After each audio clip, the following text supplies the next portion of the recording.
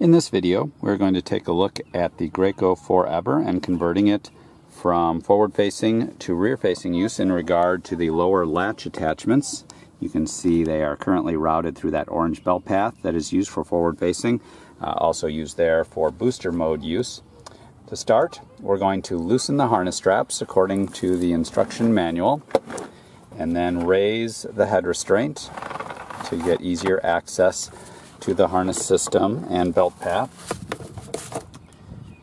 And then we're going to unsnap the seat pad to expose all of the internal components and belt path. And then you can see the latch strap routed there. We're going to pull the two latch connectors out of the forward-facing belt path. That's the orange labeled belt path on the outside.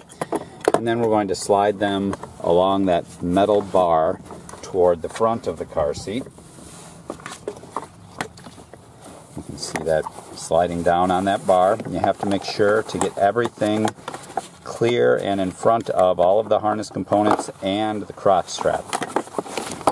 Let's see if I can get a better view there. If you're not looking or you haven't pulled that cover all the way forward, you might be inclined to route this behind the crotch strap or behind the harness straps. So we definitely want everything in front.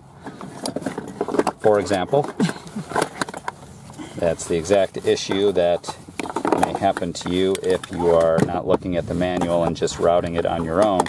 And there we have it. It's in front of all of the other components, and it is now routed through the blue rear-facing belt path. And once you've completed that, you can reassemble the cover, and then you have the lower latch attachment ready to attach to the lower latch anchor in your vehicle. And that's just a simple connection of that latch attachment, and then you are ready to install the Graco Forever in rear-facing mode according to the instruction manual.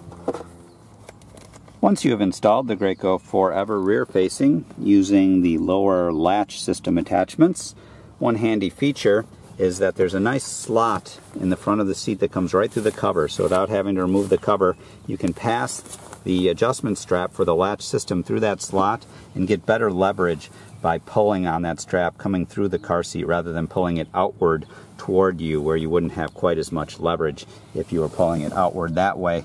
You route it through that slot to tighten. And once it is tight, you double check on the handy bubble level indicator. You can see that we are in the blue zone where the bubble is, so we're good to go for a rear-facing infant. You make sure that the recline angle is within one of the rear-facing number 1, 2, or 3 adjustments for recline. We are in the most recline mode as we are using our 7-pound newborn doll from Huggable Images. And we are going to show you a demonstration of getting that doll properly into the Graco Forever. This model is very nice because it will adjust well for a newborn size doll. It is rated down to 4 pounds, but depending on the proportions of the child, may or may not work well for a 4-pound preemie, but for a full-size newborn, it should provide a pretty good fit for most babies, and it is adjustable.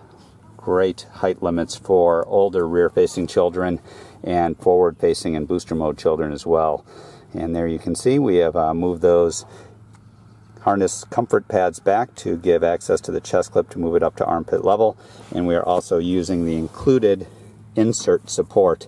And if you are using that insert support, you may only use it rear facing, and if you are using the head support as well, you must use it along with the torso support, and that gives a little bit, fills up some of the room around the smaller babies and newborns. But there it is, a nice installation and a nice fit on our newborn doll for the Graco Forever all-in-one car seat at Carseat blog.